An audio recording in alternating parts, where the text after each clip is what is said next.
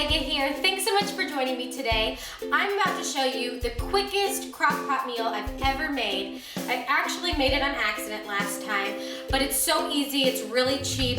Today's a pretty stereotypical day for me. I've got a million things to do. The best part about this recipe is that all the ingredients can be frozen and stored in my freezer while I'm traveling, whatever's going on in my life, and I can just pull them all out, throw them in, let them cook all day, and then at the end of the day, I have an awesome meal and I'm ready to go. So let me show you how to do this, and I've got to be out the door in like 2 minutes, so let's do this thing.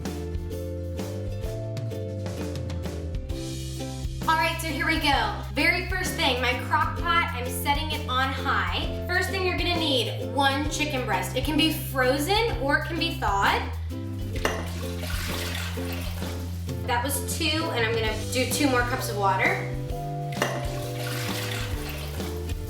Okay, I've put 4 cups of water in and the chicken breast. I'm gonna add, this is my favorite seasoning. It's literally almost the only seasoning I ever use. It's called adobo, and it's a multi-purpose, like all-purpose seasoning. If you've never tried it, you need to do it. This is gonna cook the chicken, and it's gonna create the broth for this soup.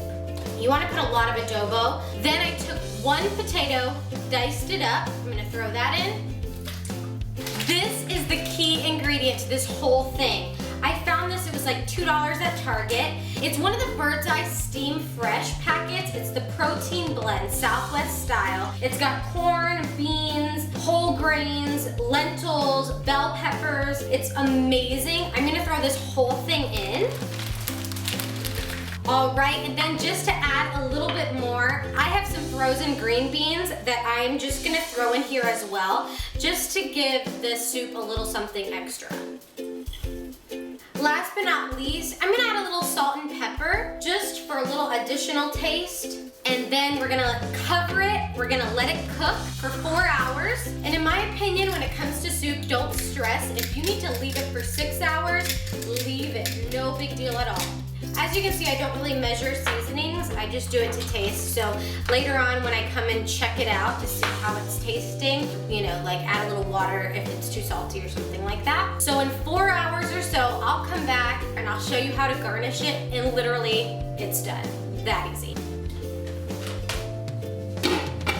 Keep in mind that I'm making this recipe for 2 people, myself and my husband, and last time I did it, I had a bunch of leftovers. If you have a family of 4 or 6, feel free to double it if you want. You don't necessarily have to add the potatoes or the green beans. That's a personal preference. If there's other veggies you like, feel free to throw them in. They just add more flavor and really add more nutrition, so go for it. So much of this recipe is determined by you, how brothy you want it. You can add more water or less water if you want it more like a stew. Totally up to you.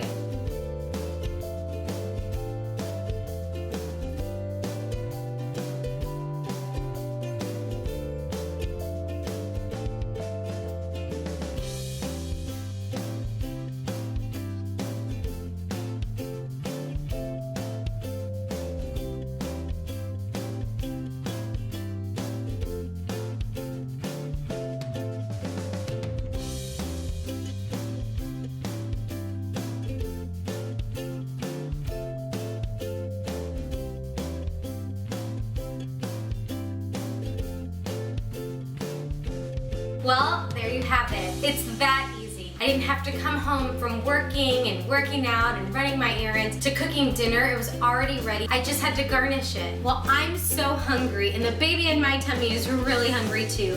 So it's time for me to go eat dinner with my husband. I hope this works out as easily for you as it has for me. And until I see you next week, I hope you have the best days yet. Bye.